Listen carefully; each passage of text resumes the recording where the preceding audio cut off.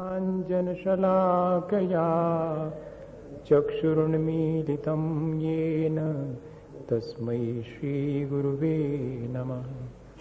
परम गुरुभ्यो नमः। परम्पराचार्यगुरुभ्यो नमः। सकलकलुषविध्वंसकं श्रेयसां परिवर्धकं धर्मसम्बन्धकं भव्यजीवमनः प्रतिबोधकारकमिदं शास्त्रं श्रीतत्त्वार्थसूत्र अपरनाम मोक्षशास्त्रनामधेयम्। अस्य मूलग्रन्थकर्तारः श्री सर्वज्ञदेवास्तदुत्तरग्रन्थकर्तारः श्री गणधरदेवा प्रतिगणधरदेवास् तेषां वचोऽनुसारमासाद्य श्रीमत् उमास्वामी आचार्यदेवैर्विरचितम्। मङ्गलं भगवान् वीरो मङ्गलं गौतमो गणी मङ्गलं कुन्दकुन्दाद्यो जैनधर्मोऽस्तु मङ्गलम्। सर्वमङ्गलमाङ्गल्यं सर्वकल्याणकारकं प्रधानं सर्वधर्माणां जैनं जयतु शासनं। कोटिशतं द्वादशैव कोट्यो लक्षान्यशीतिष्ठधिकानि चैव पञ्चाशदष्टौ च सहस्रसङ्ख्या मेतश्रुतं पञ्चपदं नमामि। अरिहन्तभास्यर्थं गणहरदेवे गन्थियं सम्मं प्रणमामि भक्तियुक्तो सुदनानमभो वयं सुरसा। इच्छाइवन्ते सुधभक्ति काउसगो को तसालुचिम अंगो भंग पहिने पाहुने प्रियम्बि सुत परिमाणी उपभ गए चूड़िया चेव सुत थे थुइदम कहायम सहनिच कालम हम चे पूजे में बंदामी नमनसामी दुखो को कम को वैलाव सुगई उन्नम समाई उन्नम जिनगुण संपत्ति को मच्छम नमोस्तु प्राणिक श्री स्वाध्याय विलयम सकल कर्म शार्थम भाव पूजा वंदना सब समीतम श्री आचार्य भक्ति का सुगम करो।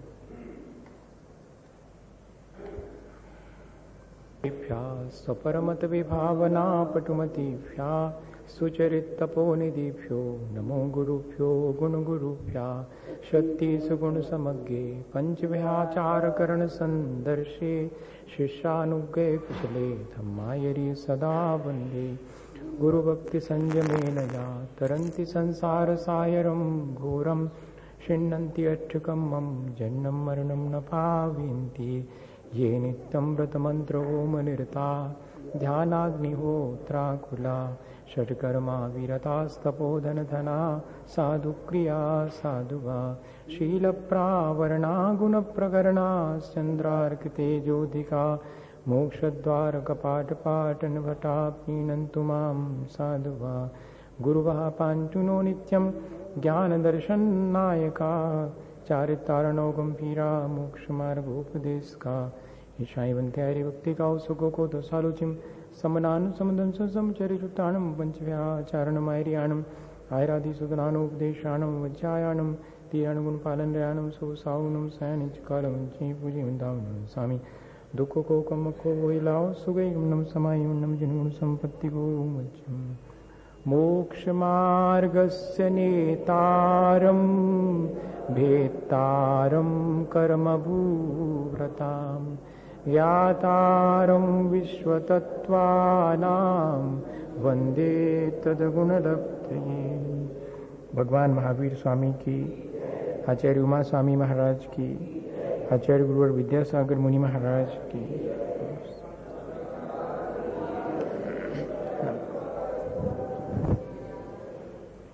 हमने पिछले दिनों में जीव तत्व के बारे में वर्णन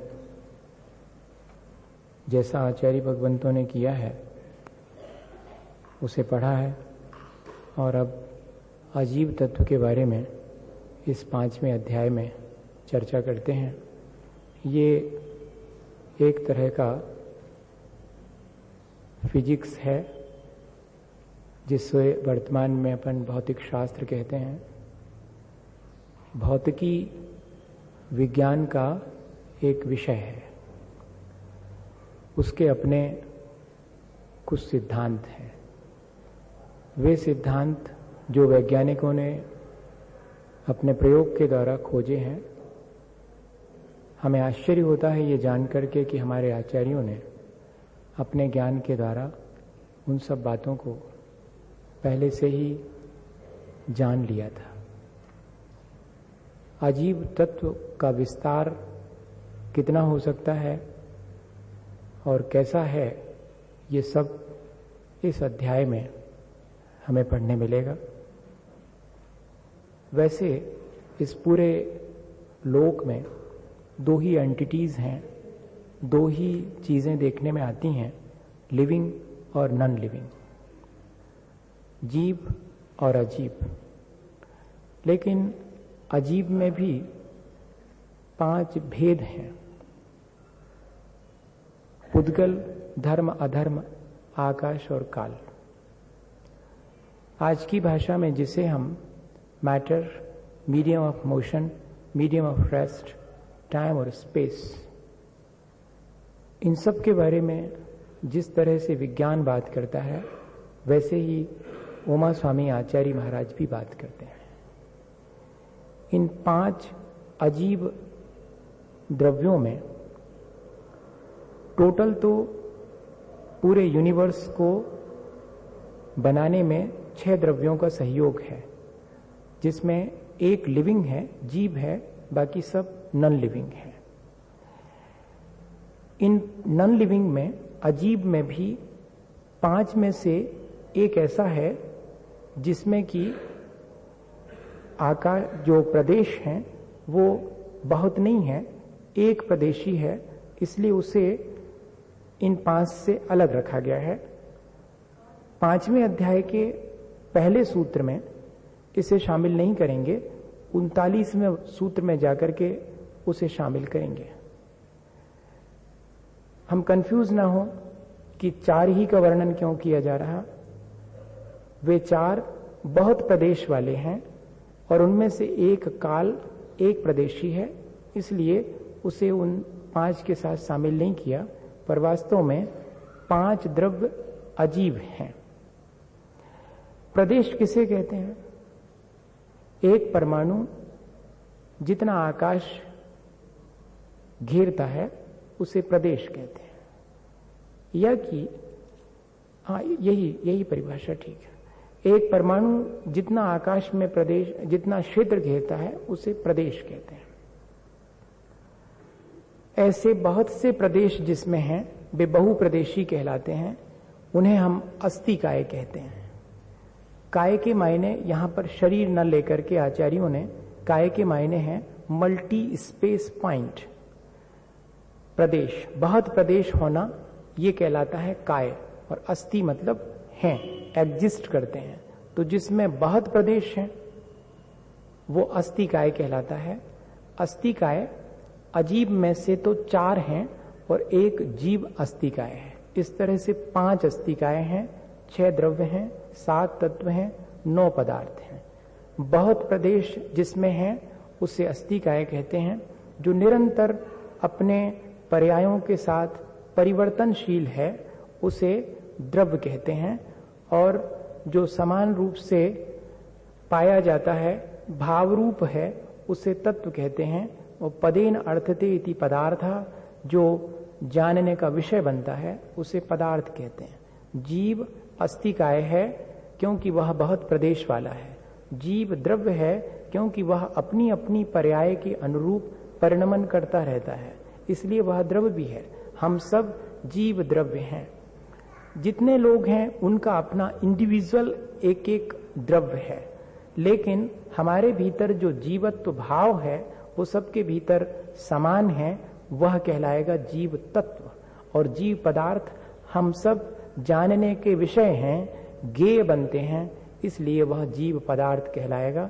जीव अस्थिकाय, जीव द्रव्य और जीव तत्व और जीव पदार्थ, इनमें इस तरह अपने को डिफ्रेंशिएशन भी आचार्यों ने दिया है। अब हम शुरू करते हैं। अजीब काया धर्मा धर्माकाश पुद्गला। धर्म, अधर्म, आकाश और पुद्गल, ये 4 जो नॉन लिविंग हैं, अजीब द्रव्य हैं। ये बहुत प्रदेश वाले होने से अस्थिकाय कहलाते हैं। इन्हें अजीब काय भी कहते हैं। समझ में आ रहा है? ये अजीब हैं लेकिन बहुत प्रदेशी हैं, इसलिए इनको अजीब काय कहा गया। इन्हें ही हम अस्थि काय कहेंगे। लेकिन कोई कंफ्यूज ना करे कि 4 ही होते हैं, इसलिए यहीं पर डिफाइन कर दिया कि एक और है जो कि काल है, वह भी अजीब द्रव्य है, लेकिन वह अस्थि काय नहीं है। उसका वर्णन हम अलग से करेंगे। ये 4 अजीब ऐसे हैं जो बहुत प्रदेश वाले हैं, इसलिए इन्हें पहले सूत्र में रख दिया कि धर्म, अधर्म, आकाश और पुद्गल, ये 4 बहुत प्रदेश वाले अजीब हैं। कोई कंफ्यूज ना करे, इसलिए कह दिया अगले वाले सूत्र में कि द्रव्याणी, इन्हें ही हम द्रव्य भी कहते हैं। लेकिन कोई और कंफ्यूज ना करे कि क्या इतने ही द्रव्य हैं, तो तीसरे सूत्र में अलग से कह दिया जीवाश्चा, जीव भी एक द्रव्य है। इस तरह 6 द्रव्य हो गए। जीव, पुद्गल, धर्म, अधर्म, आकाश और काल। काल चूंकि अजीब काय नहीं है, इसलिए उसका वर्णन अलग करेंगे, पर वह भी द्रव्य है, उसे भी यहां पर शामिल कर लेना। ये इन 3 सूत्र के द्वारा पूरे यूनिवर्स में जो चीजें एग्जिस्ट करती हैं उन चीजों को डिफाइन कर दिया। आचार्य भगवंत थोड़े से में बहुत बड़ी बात कहते हैं। आप आश्चर्य करेंगे कि आज तक साइंस सिर्फ इतना ही कहता है कि जो चीजें एग्जिस्ट करती हैं वे जहां तक एग्जिस्ट करती हैं, जितनी भी एंटिटीज हैं जिनकी एग्जिस्टेंस है, वो जहां तक एग्जिस्ट करती हैं उसे हम कहेंगे यूनिवर्स, और उसके बाहर एंटी यूनिवर्स, उसके बाहर है अलोक। जहां जो चीजें एग्जिस्ट करती हैं वे सब नहीं पाई जाती, सिर्फ स्पेस है जहां, वो अलोक आकाश है, बाकी लोक आकाश। ये साइंस से जैन दर्शन की लोक की संरचना अत्यंत मिलती है। ये हमें गौरव होना चाहिए। फिर जीव के बारे में साइंस का अपना क्या सोच है और वो कहां तक जीव के बारे में जानकारी रखता है। वैसे जीव जो है वो नॉन फिजिकल चीज है, वो फिजिकल नहीं है कि हम उसे अपने 5 इंद्रिय और मन के द्वारा पकड़ सकें। वो हमारी अप्रोच के बाहर है।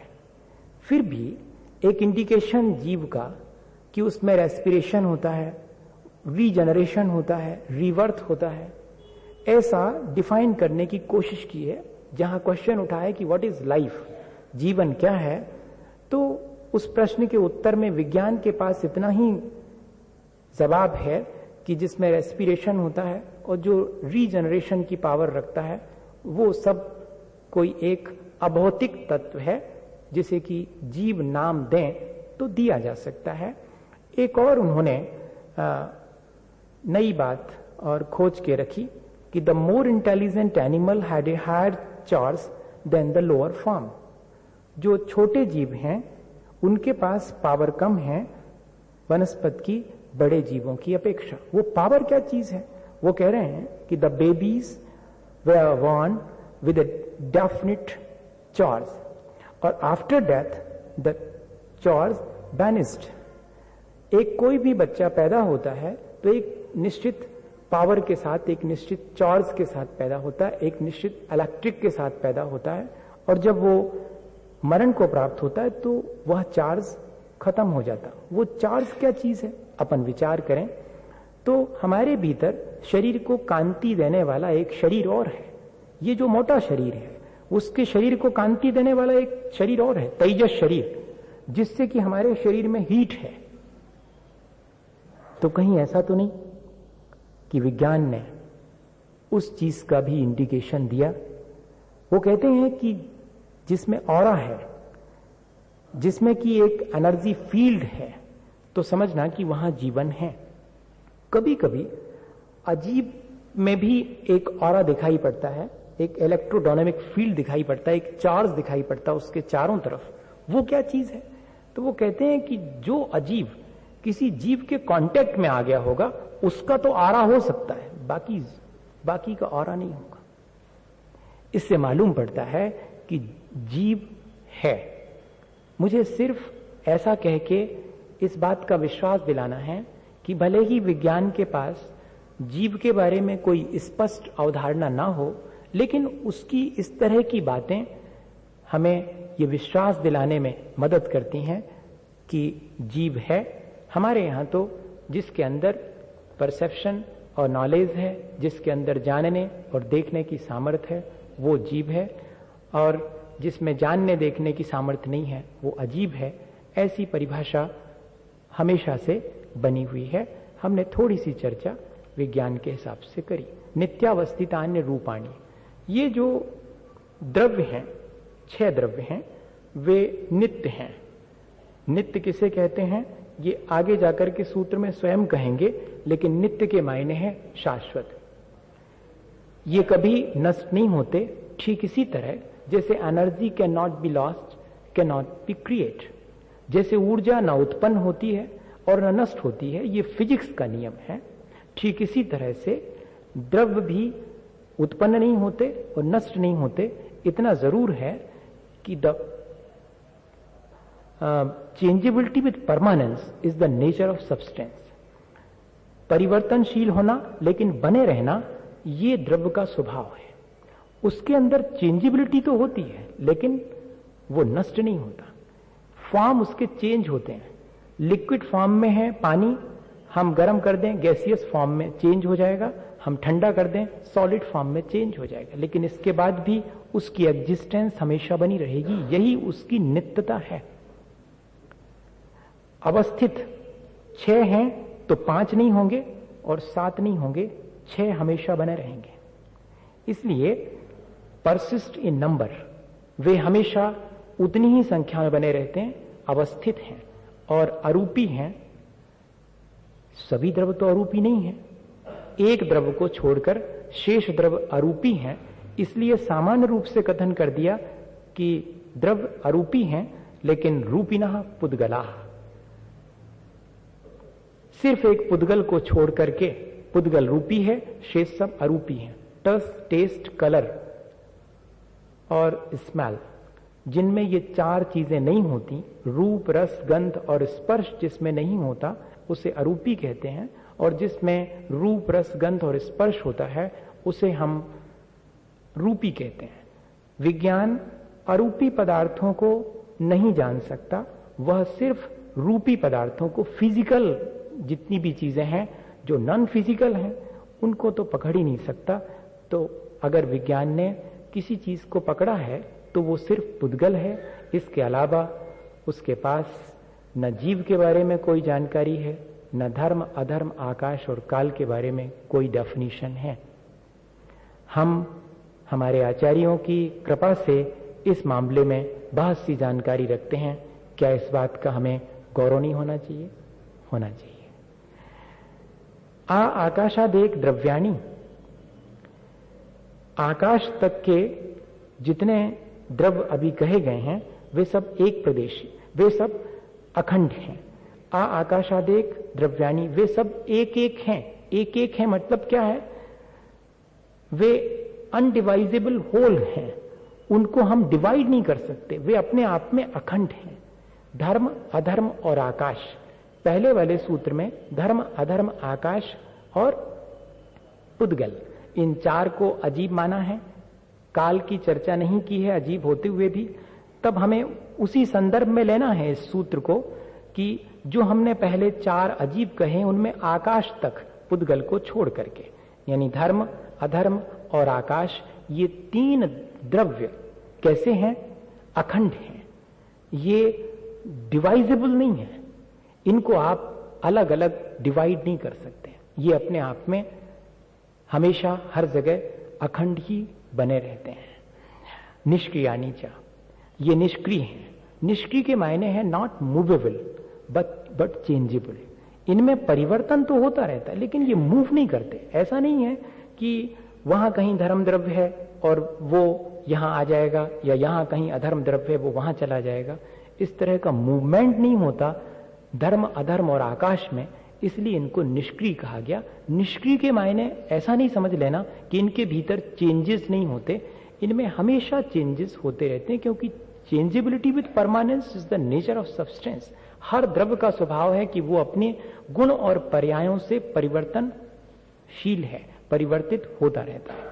असंख्य प्रदेश धर्माधर्मैक जीवा नाम, धर्म अधर्म और एक जीव में असंख्यात प्रदेश हैं। प्रदेश हम पहले समझ चुके हैं, आकाश का बहुत सबसे छोटा हिस्सा, उसे हम प्रदेश कहते हैं। ऐसे असंख्यात प्रदेश धर्म अधर्म और एक जीव के हैं। एक जीव चाहे वो चींटी के शरीर में रहे, चाहे हाथी के शरीर में रहे, छोटी अवगाहना से लेके बड़े से बड़े महामत्स्य की अवगाहना वाला क्यों ना हो, उसमें हमेशा असंख्यात प्रदेश ही रहेंगे। हम इस बात को कैसे समझें?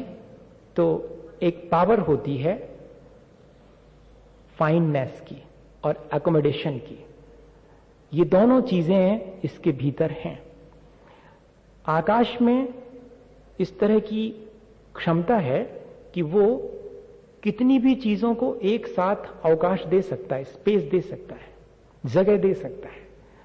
और द्रव में ऐसे परिणमन करने की शक्ति है कि वो अत्यंत सूक्ष्म से सूक्ष्म परिवर्तन कर सकता। इसलिए असंख्यात प्रदेशी जीव एक चींटी में भी समा जाता है, और अगर बड़ी अवगाहना हो 500 धनुष की, तो उसमें भी असंख्यात प्रदेश के साथ वहां भी उपस्थित रहता है। एक जीव में हमेशा किसी भी स्थिति में असंख्यात प्रदेश रहेंगे, और लोक भी असंख्यात प्रदेशी है। धर्म द्रव और अधर्म द्रव यह भी असंख्यात प्रदेश वाले हैं। मैंने लोक कहा है, ध्यान रखना, आकाश नहीं कहा। आगे जाकर के कहेंगे आकाशस्य अनंता, आकाश तो अनंत प्रदेश वाला है। उसमें कितने स्पेस पॉइंट हैं? कहते हैं कि अनंत हैं। इसमें पर्याप्त है इतना ही समझना। लेकिन पुद्गल में संख्या संख्याश्च पुद्गलानाम, पुद्गल में तो संख्यात प्रदेश भी हैं, असंख्यात प्रदेश भी हैं और अनंत प्रदेश भी हैं। हम सब लोग इस बात को बहुत अच्छे से जानते हैं कि कोई भी एक छोटा सा टुकड़ा कोयले का जलाएं, उसका वॉल्यूम कितना सा है? इतना सा। लेकिन जब वो बर्न होता है तब उसमें से धुआं कितने वॉल्यूम वाला निकलता है? वह छोटा सा कितना बड़ा हो जाता है। इतना ही नहीं, इन्होंने तो एक बहुत बड़ी बात लिखी। The number of electron in the universe has been estimated by professor Einstein to be 129 followed by 77 ciphers. उसके आगे या कि 80 डिजिट, उसके आगे 129 के आगे 80 शून्य रखो, तब जितनी संख्या आएगी उतने इलेक्ट्रॉन्स हैं। इससे क्या मालूम पड़ता है? पुद्गल संख्यात प्रदेश वाला भी है, असंख्यात प्रदेश वाला भी है और अनंत प्रदेश वाला भी है। और वो सारे के सारे इस लोक में समाये हुए हैं। किस वजह से समाये हैं? क्योंकि आकाश की अवगाहन देने की सामर्थ्य और द्रव्य के सूक्ष्म परिणमन करने की अपनी सामर्थ्य, इन दो चीजों की वजह से ये बहुत आसानी से संभव हो जाता है। नाणो, अणु में प्रदेश नहीं होते, ऐसा नहीं कहना। अणु एक प्रदेशी है।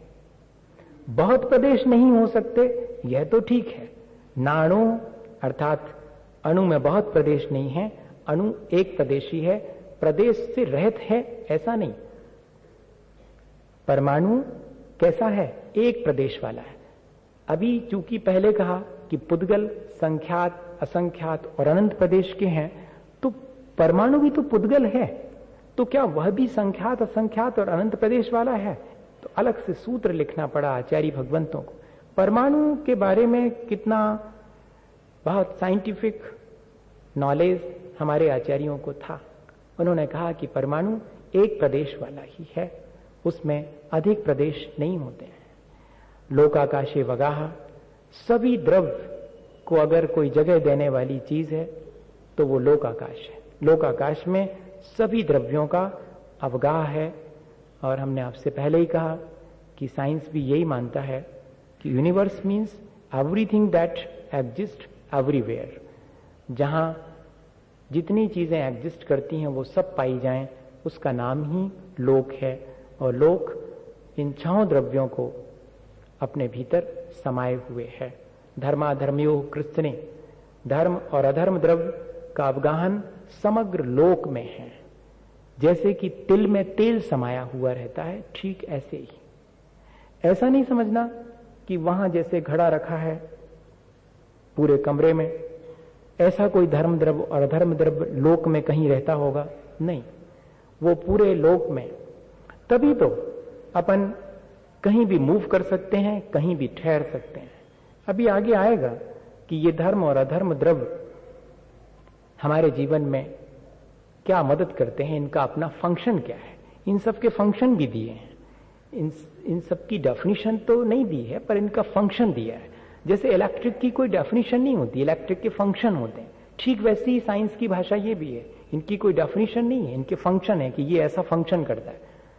तो ऐसे ही धर्म और अधर्म द्रव्य पूरे लोक में समाये हुए हैं, कहीं एक जगह नहीं है, सर्वत्र हैं वो। साइंस ने ईथर की कल्पना की है और ग्रेविटेशनल फोर्स की कल्पना की है। ईथर के गुण धर्म धर्म द्रव्य से मिलते जुलते हैं, और जो ग्रेविटेशनल फोर्स है वह भी लगभग अधर्म द्रव्य के समान ही हम समझने के लिए समझ सकते हैं। आज का अध्याय मान के चलिएगा कि यदि आपने ये मान के चला है कि ये तो बहुत ट्रेडिशनल चीजें हैं, बहुत परंपरागत है तत्वार सूत्र, तो ऐसा नहीं है। हमें लगेगा कि नहीं, हम लोग अप टू डेट हैं, ट्रेडिशनल नहीं है, हम लोग परंपरागत नहीं है। हम आज की मौजूदा स्थिति के बारे में भी जानते हैं, जो आज घटित हो रहा है उसके बारे में भी आचार्यों ने बहुत सूक्ष्मता से लिखा है, विचार किया है। ये चीजें कभी भी पुरानी नहीं होती हैं, ये चीजें हमेशा नई की नई बनी रहती हैं। बताइए, इन 6 द्रव्यों में से परिवर्तनशील 6 द्रव्यों में हमेशा परिवर्तन हो रहा, हमेशा भी अप टू डेट हैं। तो भले ही हम इसको परंपरागत अध्याय माने, लेकिन मुझे तो लगता है कि सबको पढ़ना चाहिए। आने वाली पीढ़ी तो इन चीजों को, असल में उसकी गलती नहीं है, हमारे अपने इंटरप्रिटेशन की गलती है। हमने कभी इन चीजों को इस तरह से समझने की कोशिश ही नहीं की।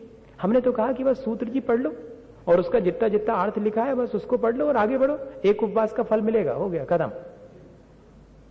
नहीं, इन चीजों के क्या अर्थ थे और आचार्य भगवंत क्या कहना चाह रहे थे, हमारा इंटरेस्ट कैसे उसमें क्रिएट हो, आने वाली पीढ़ी इस चीज को पढ़े। कोई नहीं पढ़ना चाहेगा, वो तो कहेंगे तत्वार सूत्र की व्याख्या है, मतलब वही ट्रेडिशनल, वही परंपरागत है। इसको थोड़ा सा हट करके अगर अपन विचार करेंगे तो लगेगा कि हमारे अपने धर्म में सिर्फ कल्याण की बातें ही नहीं, बल्कि जो लोक में दिखाई देने वाली चीजें हैं उनके बारे में भी बहुत सूक्ष्मता से विचार किया गया है।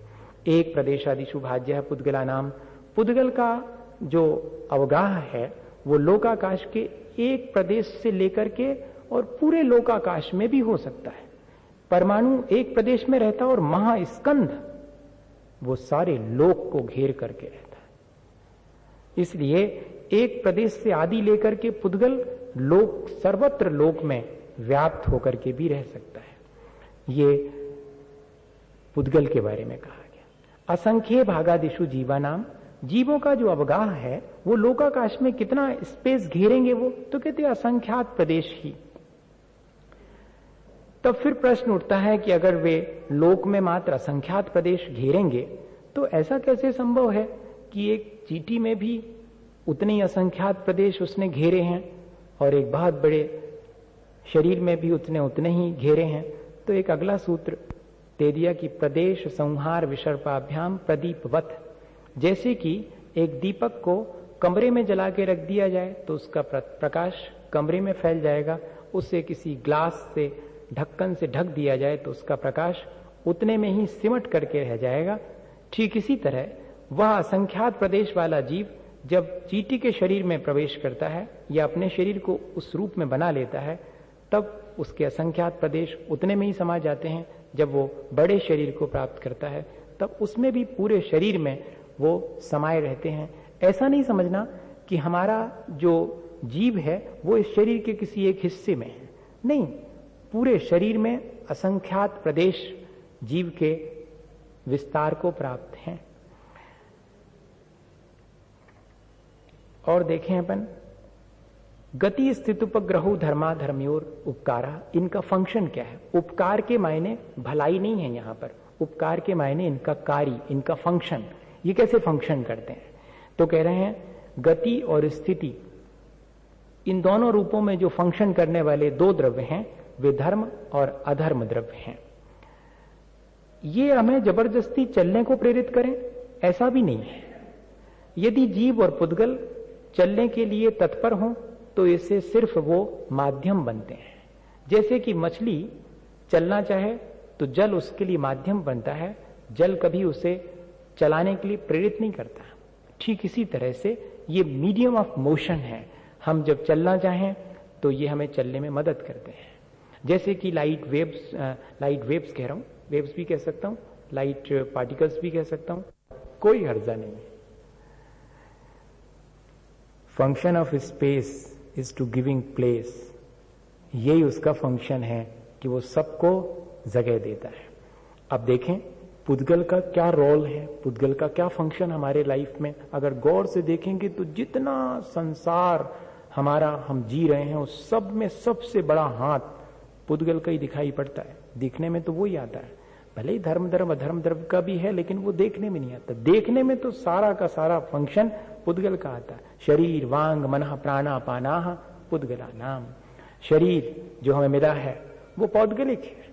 वचन जो बोल रहे हैं हम, जिससे हम अपने आत्मा के कल्याण की बात सुन रहे हैं, समझ रहे हैं, वो भी पौद्गलिक है। मन जिससे हम विचार करते हैं वो भी पौद्गलिक है। जो सांस ले रहे हैं भीतर जा रही वो भी, और जो बाहर निकल रही वो भी, उच्छ्वास और निश्वास दोनों ही, ये सब पुद्गल का फंक्शन है, ये पुद्गल का उपकार है कहना चाहिए। और क्या विशेष इसमें कहें, इतना ही पर्याप्त है। मैंने विचार तो बहुत किया है, लेकिन उतना सारा सब कहूंगा तो बहुत टाइम लगेगा। अपने पास टाइम की लिमिटेशन है। फिर कभी बैठिएगा तो फिर अपन एक एक सूत्र पर कितने ही विचार करते रहिएगा। सूत्र तो अनंत अर्थ को लिए हुए है। सुख दुख जीवित मरणोपग्रहाश्च, सुख दुख जीवन और मरण यह भी पुद्गल का जीव के ऊपर उपकार है, भलाई नहीं, उसका अपना रोल है जीव के जीवन में। हमारे जीवन में इन सब का इतना फंक्शन है, इन सब का अपना हाथ है। सुख और दुख असाता वेदनी कर्म के उदय में कोई बाह्य कारण मिलने पर हमें दुख होने लगता। असाता वेदनी कर्म भी पौद्गलिक है, कोई बाह्य निमित्त मिलता है वो भी पौद्गलिक है। लेकिन बाह्य निमित्त डिफरेंट हो सकते हैं। इसलिए सर्वार सिद्धि में पूज्यपाद स्वामी ने इस सूत्र की व्याख्या करते हुए अंत में एक और वाक्य जोड़ दिया कि सुखादीनी अपि जीवानाम जीवकृत उपकारा। चा शब्दे न, चा शब्द के द्वारा आप यह भी लगा लेना कि यह मात्र पुद्गल का जीव के साथ फंक्शन नहीं है, जीव भी दूसरे जीव के लिए सुख दुख में कारण बनता है। पुद्गल तो कारण बनता ही है, जीव भी बनता है बाह्य निमित्त। अंतरंग में असाता का उदय है और आपने कोई कड़ी बात कह दी, भीतर में दुख पहुंच गया।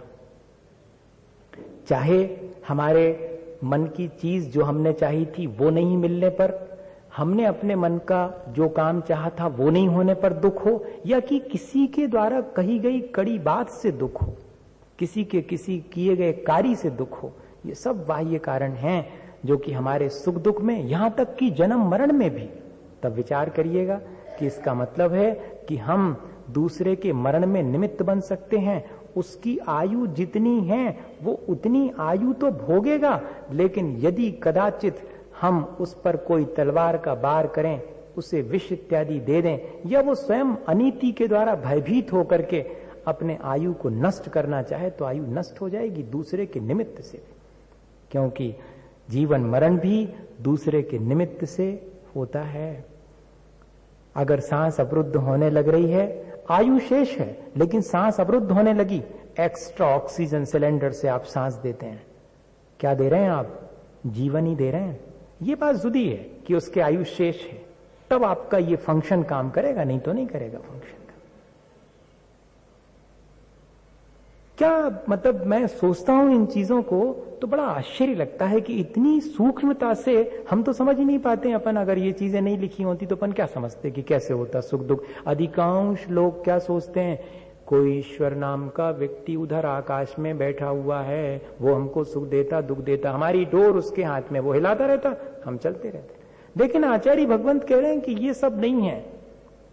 यहां तो एक दूसरे के जन्म मरण सुख दुख में पुद्गल भी और जीव भी परस्पर निमित्त बनते हैं और कोई इसमें कारण नहीं है। इनका अपना फंक्शन है। इन 6 द्रव्यों का, उन 6 द्रव्यों के फंक्शन को कितने माइन्यूटली वो एक्सप्लेन कर रहे हैं। परस्पर उपग्रहो जीवानाम, जीव का एक दूसरे का उपकार करना ही, परस्पर एक दूसरे का सहयोग करना ही जीव का फंक्शन है। और जब हम एक दूसरे का असहयोग करते हैं तो मैं तो इस सूत्र की व्याख्या में यही कहता हूं कि फिर हम जीव के स्तर से नीचे गिर जाते हैं। अगर हम एक दूसरे के जीवन में सहयोगी बनते हैं तो हम जीव हैं। परस्पर उपग्रहो जीवाना, जीव वही है जो एक दूसरे के जीवन में सहयोगी बनता है, असहयोगी नहीं बनता, सहयोगी बनता है। कैसे? जैसे गुरु और शिष्य, जैसे पिता और पुत्र, जैसे नौकर और मालिक। लगता यह है कि मालिक नौकर को पे दे रहा है, वो सहयोग कर रहा है। लगता यह है कि गुरु शिष्य को मोक्ष मार्ग दे रहा है, श्रेय उसका है।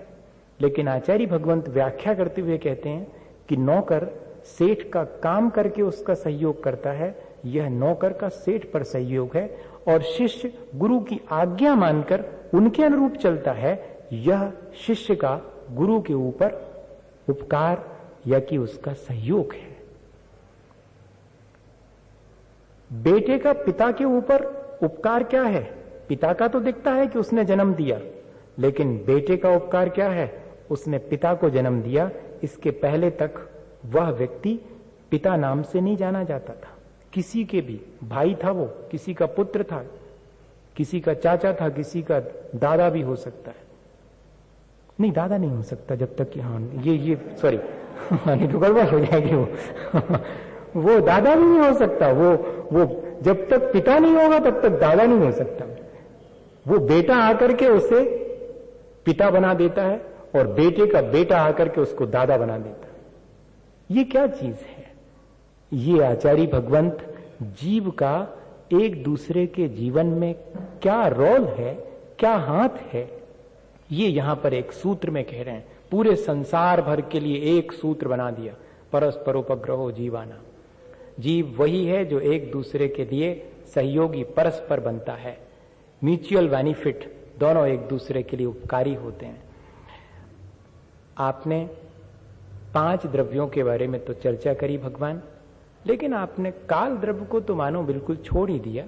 कहते नहीं, वर्तना परिणाम क्रिया परत्वा परत्वे च कालस्य।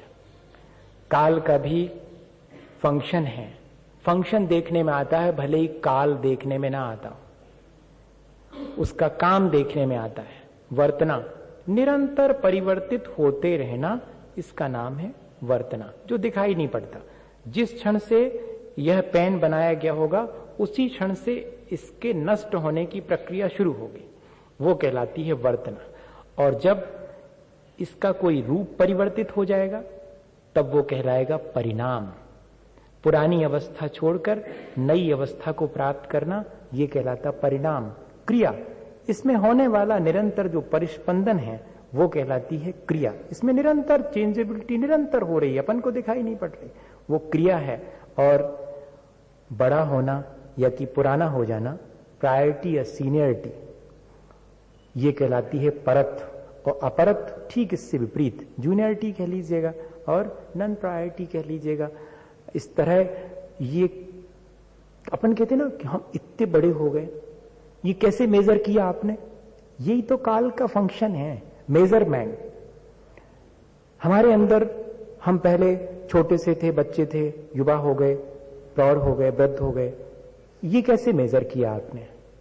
ये इसी काल के द्वारा, ये काल का फंक्शन है। ये कहना ये चाह रहे हैं कि हमारे भीतर जितनी भी प्रकार से चेंजेबिलिटी होती है, नहीं दिखाई पड़ने वाली और दिखने वाली। दिखने वाली तो अपन को स्पष्ट समझ में आती कि भैया कल तक तो ये इस फॉर्म में था, आज तो चेंज हो गया, इतना तो मोटा मोटा दिखता। लेकिन वो जो सूक्ष्म कहना चाहिए वर्तना है या कि क्रिया है, परिस्पंदन है, वो नहीं दिखाई पड़ता। नया पुराना होना दिखाई पड़ता है, पर्याय का बदलना दिखाई पड़ता है। लेकिन ये सारी चीजें, ये सारा फंक्शन काल के द्वारा होता है। काल इसमें मीडिया बनता है। ऐसा नहीं समझना वस्तु में परिणमन की योग्यता ना हो तो काल जबरदस्ती परिणमन नहीं करा सकता, चेंज नहीं करा सकता। Changeability is the nature of substance. हमारा अपना स्वभाव है परिवर्तित होना। काल तो सिर्फ उस परिवर्तन को मेजर करता है, उस परिवर्तन को उसमें माध्यम बन जाता है हमारे अपने स्वभाव के परिवर्तन में। स्पर्श रस गंध वर्ण बनता पुद्गला। पुद्गल के बारे में थोड़ी और जानकारी दे रहे हैं कि उसमें स्पर्श रस गंध और वर्ण होते हैं। सब समझते हैं, टच, टेस्ट, स्मेल और कलर। विज्ञान ने तो इसके बारे में बहुत सारी बातें लिखी हैं, पर मैं उन सबको अभी नहीं कहना चाह रहा हूं क्योंकि मेरे पास कुल 15 मिनट हैं और सूत्र बहुत सारे हैं। शब्द, बंध, सौक्ष्म, स्थौल्य, संस्थान, भेद, तमश्छाया, तपोद्योतवंतस्य, पुद्गल की ये सब पर्याय हैं जिनका कि हम रोजमर्रा के जीवन में उपयोग करते हैं। जो शब्द बोलते हैं, चाहे वे फोनेटिक हों, चाहे वे लिंग्विस्टिक हों, भाषागत हों या कि अभाषागत हों, जैसे कि जितना भी नॉइस है या कि जितना भी म्यूजिक है, वो सब क्या है? अभाषात्मक है, वो उसमें कोई भाषा नहीं है। और हमारे जो शब्द हैं वो भाषात्मक हैं। शब्द दोनों तरह के हैं, भाषात्मक भी और अभाषात्मक भी। ये सब पुद्गल का मामला है। बंध, दो चीजें एक साथ मिल करके और हमारे जीवन में कितने प्रकार से काम करती। बिजली है, इसमें भी ये बंध का काम है। नेगेटिव पॉजिटिव चार्ज मिल करके, और बिजली और बादल और अग्नि, ये सब चीजें जो जिनको हम उपयोग में लाते हैं वो सब इसी बंध की वजह से हैं। और इस कागज से इसको चिपका दिया, बाइंड अप कर दिया, ये सब भी पुद्गल का ही काम है। सूक्ष्मता, फाइननेस, वो भी पुद्गल का है। कोर्सनेस, ग्रॉसनेस, स्थूल होना, सूक्ष्म होना किसी चीज का, ये सब पौद्गलिक ही है। उसका पुद्गल का कोई ना कोई संस्थान होता है, अपना एक आकार होता है, एक स्ट्रक्चर होता है। ये सब भी बिल्कुल पुद्गल का काम है। डिवाइजिबिलिटी, भेद, जितना भी हम तोड़ फोड़ देखने में आती है, डिवाइडेशन देखने में आता, वो सब पौद्गलिक है। उसमें भी बहुत सारे भेद प्रभेद हैं। ये जो डार्कनेस है, अंधेरा है, वो क्या चीज है? वो एंटीथेसिस ऑफ लाइट लिखा है इन्होंने। प्रकाश के अभाव का नाम अंधकार है। और छाया क्या चीज है? Obstruction of light. लाइट के बीच में कोई चीज आ जावे तो वो जो शैडो पड़ रही है वो छाया है। अंधकार, अंधकार तो प्रकाश के अभाव का नाम। इस ऐसी परिभाषाएं लिखी हैं, आप सोच सकते हैं। और सनसाइन, जो सूर्य चमक रहा है, वो सब आतप, वो भी पौद्गलिक है। और उद्योत, ये भी पुद्गल की एक पर्याय है, जो मून लाइट जिसको कहते हैं, वो चंद्र का प्रकाश है। इस तरह ये सब पुद्गल की ही पर्याय हैं। शॉर्ट में अपन इतना ही कहेंगे। पुद्गल के भेद प्रभेद हैं क्या? अण्वा स्कंधाश्च, एटम और मॉलिक्यूल, अणु और स्कंध, ये पुद्गल के दो भेद हैं। अणु कहें या परमाणु कहें, इंग्लिश में एटम कहें, स्कंध कहें और या कि मॉलिक्यूल कहें, आज की भाषा में दोनों समान ही है। हमारे यहाँ तो स्कंध को भी बहुत सारे भेद किए गए हैं। सॉलिड, स्थूल स्थूल स्कंध हैं जिनको हम ब्रेक कर सकते हैं, ब्रेकेबल हैं। फिर कुछ ऐसे हैं जो कि स्थूल सूक्ष्म है, आंख से तो देखते हैं लेकिन सूक्ष्म की पकड़ में नहीं आते हैं। देखें, आप सूरज की रोशनी को पकड़ के देखें, दिख तो रही है, पकड़ लो उसको, रख लो, कल काम आएगी जब सूरज नहीं निकलेगा। नहीं, बंद करके नहीं रख सकते आप उसको कहीं पर। वो सूक्ष्म भी है लेकिन दिखाई पड़ती है, इसलिए ये सब स्कंध हैं। सोचिएगा, सन रेज भी स्कंध ही हैं। वो पुद्गल का मोटा रूप है, सूक्ष्म रूप तो सिर्फ परमाणु ही है। फिर कह रहे हैं कि सूक्ष्म स्थूल भी कुछ स्कंध हैं जो कि हमें दिखते नहीं है इसलिए सूक्ष्म है, लेकिन पकड़ में आते हैं। हवा स्पर्श में आ रही है, हवा, लेकिन दिख नहीं रही कहां पर है हवा। ये भी एक स्कंध है। कैसे जाना होगा? अपन तो सिर्फ ये देखो, परिभाषा तो ठीक है कि हाँ अपन को पता लग गई, लेकिन कैसे जाना होगा अपन की तो समझ में नहीं आता इनको कि कैसे जान लिया हो। ये सब केवल ज्ञान का मामला है। बस इतना ही श्रद्धान अपने भीतर होना चाहिए कि इतनी सूक्ष्म बातें तो सिर्फ केवल ज्ञान का विषय बन सकती है, और हमें उस केवल ज्ञान को प्राप्त करना, इस चीज से इतना ही मैसेज है। चाहे आप कुछ भी अध्ययन करें, चाहे कितनी ही सूक्ष्म बात करें, उद्देश्य सिर्फ एक ही ध्यान में रखना चाहिए। सूक्ष्म, अल्ट्रा सेंसुअल, किसी भी इंद्रिय के पकड़ में नहीं आती। बताओ, अपने भीतर कर्म बंधे हुए हैं, पकड़ में आते हैं? अपन जो विचार कर रहे हैं वो पकड़ में आते हैं क्या? नहीं, किसी के विचार किसी के पकड़ में नहीं आते हैं। न पुद्गल वर्गणाएं पकड़ में आती हैं, कार्मण वर्गणाएं हैं, न विचारों की वर्गणाएं, वो सब सूक्ष्म है। और सूक्ष्म सूक्ष्म तो परमाणु, या कि दो परमाणुओं का मिला हुआ एक स्कंध जो अत्यंत सूक्ष्म है। इस तरह 6 भेद इसके किए गए। अब पूरी की पूरी एटॉमिक थ्योरी शुरू होती है। भेद संघाते व्या उत्पद्यन्ते, भेद से संघात से, और भेद संघात दोनों की स्थिति से स्कंद उत्पन्न होते हैं। मॉलिक्यूल कैसे बनेंगे? मॉलिक्यूल डिवाइडेशन से भी बनते हैं, यानी फिशन से भी बनते हैं, फ्यूजन से भी बनते हैं, और फ्यूजन फिशन दोनों से बनते हैं। पुद्गल, पूरण और गलन जिसका स्वभाव है उसे पुद्गल कहते हैं। फ्यूजन और फिशन जिसमें है वो सब मैटर कहलाता है साइंस की भाषा में। ठीक वैसी भाषा बोल रहे हैं आचार्य भगवंत, पूरण और गलन जिसमें है। भेद से भी स्कंद बनते हैं, मिलने से भी स्कंद बनते हैं, और कुछ मिला कुछ टूटा स्कंद बन गया। ऐसे स्कंद बनते हैं, लेकिन अणु हमेशा भेदाद अणु।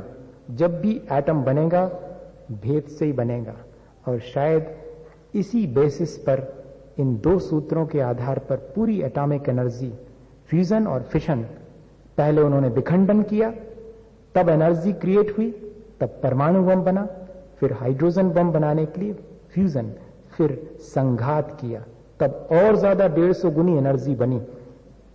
बताइए, ये दो सूत्र लिखे गए थे कि अगर आपको मॉलिक्यूल्स में चेंजेस करना हो तो इस तरह से मॉलिक्यूल्स बन सकते हैं, डिवाइड करने से भी, इकट्ठे करने से भी, और कुछ डिवाइड और कुछ इकट्ठा।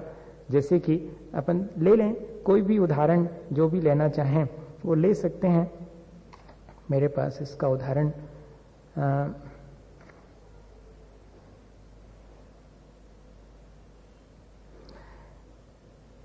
हाइड्रोजन के लगभग 25 लाख परमाणु। इन्होंने इसका उदाहरण इस तरह से दिया है कि हाइड्रोजन के 25 लाख परमाणु एक रेखा में रखे जाएं तो लंबाई कितनी होती है? कुल 1 इंच होती है।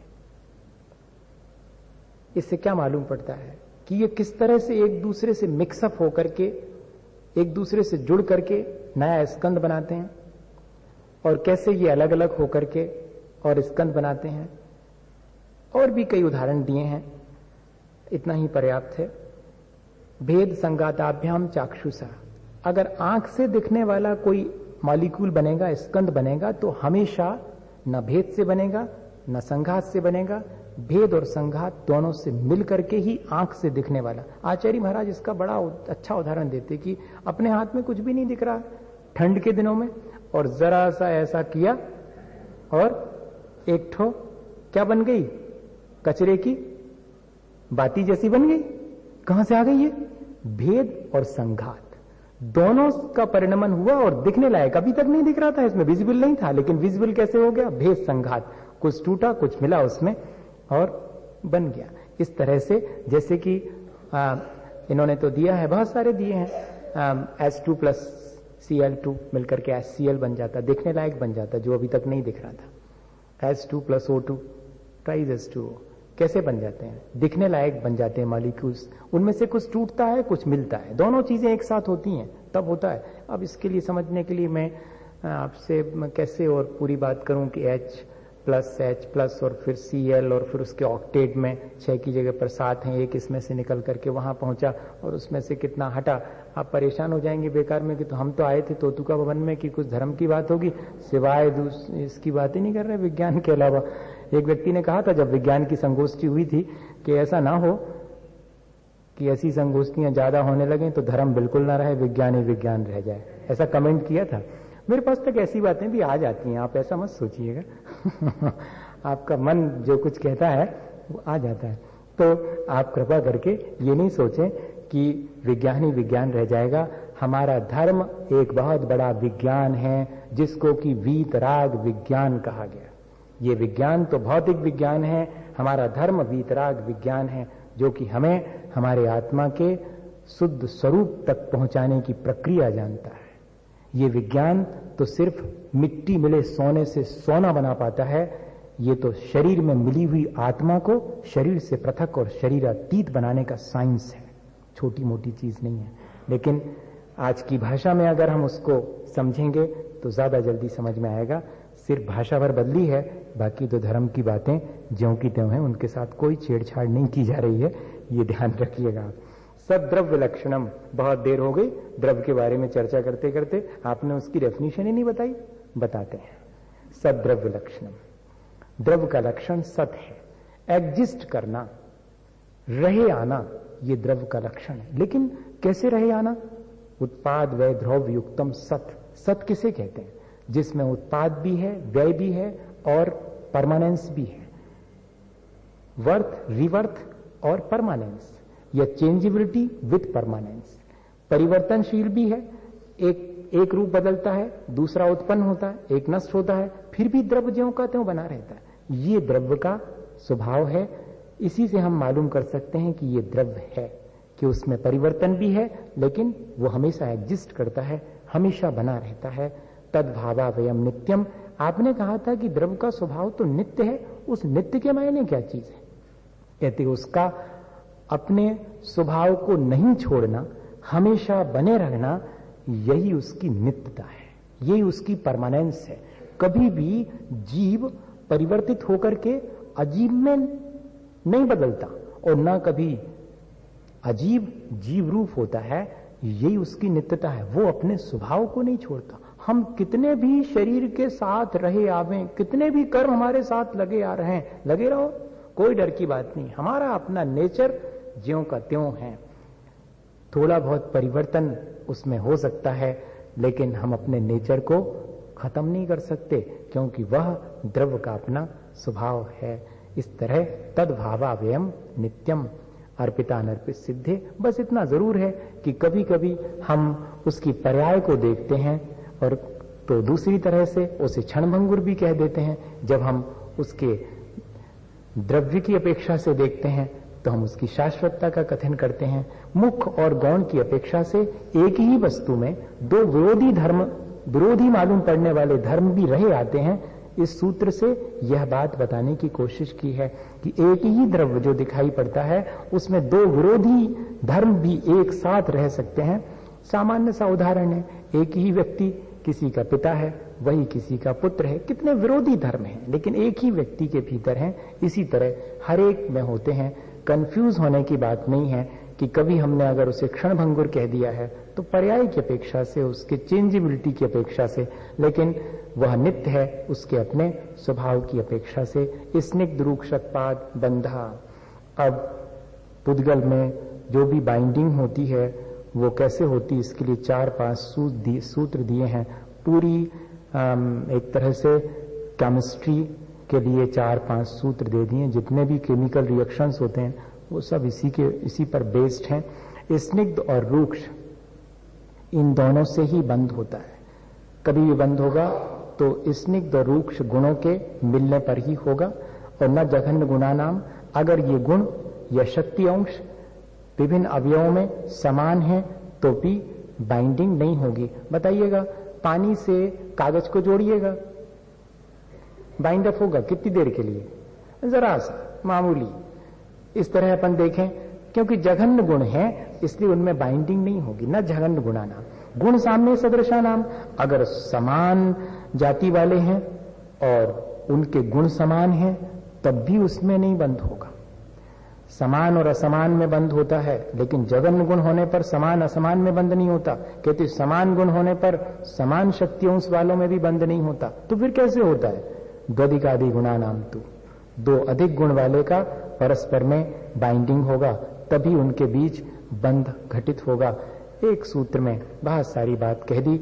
और इतने ही नहीं, बंदेदि कौ पारिणाम कौच का चा, जिसके शक्ति अंश ज्यादा होंगे दूसरी चीज उसी के अनुसार परिणमन करेगी। अपन सब इस चीज को जानते हैं, अपन ऐसा करते भी हैं। सब तो नहीं करते होंगे। दूध बेचने वाले को शायद इस सूत्र की व्याख्या ज्यादा मालूम थी।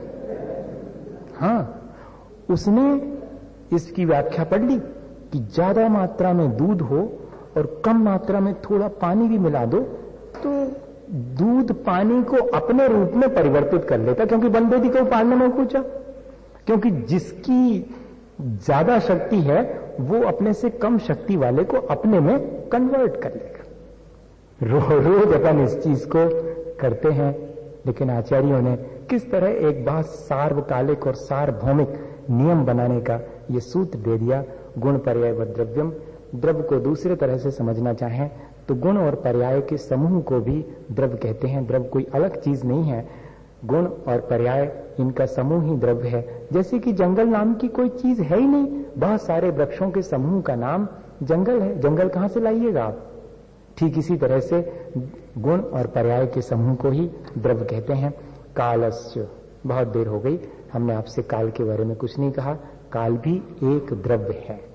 और सो अनंत समय, वो अनंत समय वाला है, बिगिनिंगलेस और एंडलेस। इस तरफ चले जाएं, कब से शुरू हुआ? बिगिनिंगलेस। इस तरफ चले जाएं, कब तक चलेगा? एंडलेस, अनंत समय। यही काल के बारे में इतना ही पर्याप्त। और इतना ही नहीं, काल एक प्रदेशी है और असंख्यात प्रदेश वाले लोक आकाश में रैनानम राशि इव, जैसे रत्नों की राशि बिखरी होती है, ऐसे ही हर प्रदेश पर काल एक प्रदेशी होकर के भी विद्यमान है। और वहां जो भी परिवर्तन हो रहे हैं उनके मेजरमेंट में वो वहीं सहयोगी बन जाता है।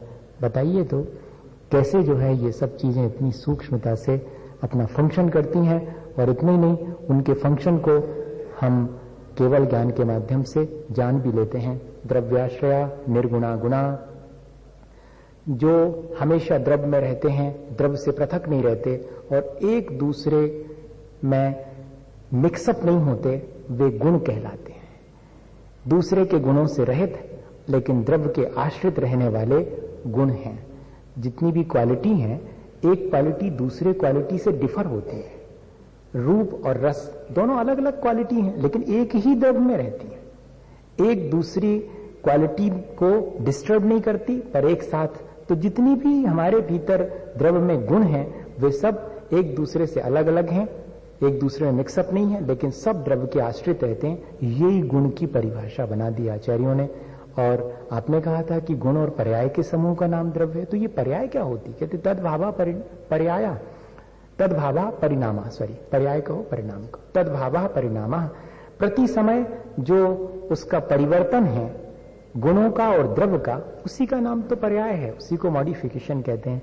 इस तरह से आचार्य भगवंतों ने और 6 द्रव्यों से बने हुए लोक में एक जो पुद्गल, धर्म, अधर्म, आकाश और काल, ये जो अजीब हैं, इनके बारे में, एक जीव द्रव्य के बारे में तो 4 अध्याय में चर्चा की, और यहाँ पर डिटेल में एकमात्र अजीब तत्व या अजीब द्रव्य के बारे में चर्चा करी। अपन ने इस तरह से अपने ज्ञान को भी बढ़ाया, अपने राग द्वेष को भी कम करा और अपने सम्यक दर्शन को भी पुष्ट किया। अगर हमने इसको पढ़ते समय बार बार इस बात का ध्यान किया कि कैसा अद्भुत है भगवान का ज्ञान, तो मानिएगा कि हमारा सम्यक दर्शन भी मजबूत हो गया। इसी भावना के साथ बोलिए आचार्य गुरुवर विद्यासागर मुनि महाराज की।